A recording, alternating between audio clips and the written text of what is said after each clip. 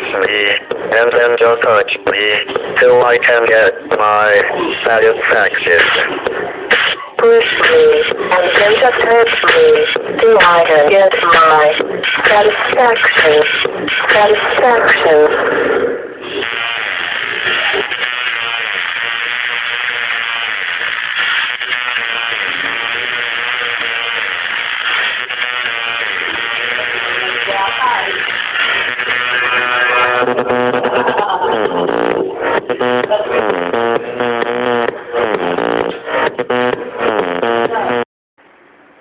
Sa ulo ng mga nagbabagang balita.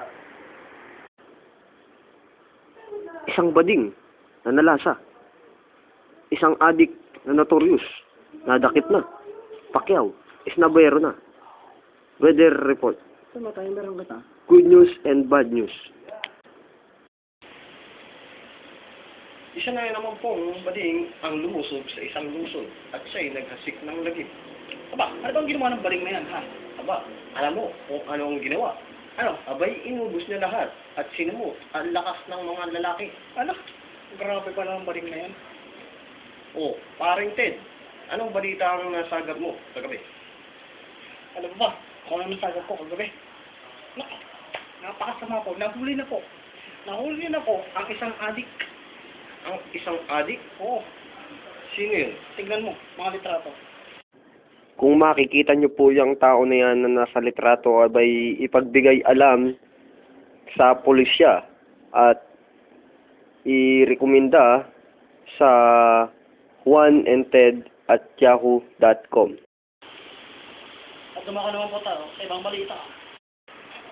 Dumako naman po tayo sa sports. Abay, Pacquiao, isnabero na. Bakit naman naging isnabero si Pacquiao? Abay, nung nasuntok ni Barrera yung mukha, bigla na lang gumanyan yung mukha at nagulat. Abay, di akalain na susuntokin pala yung mukha. Eh, kaya naman pala. Ikaw pa naman makasuntok ng una bigla yung napagulong ka eh. Loko ka rin eh.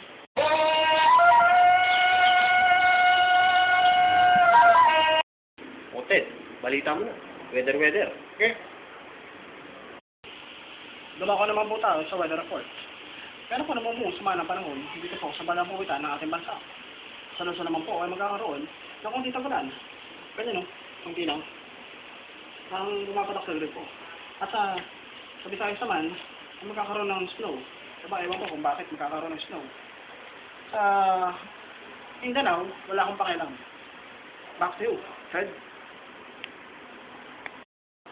At yan ang tatapos ang aming balita.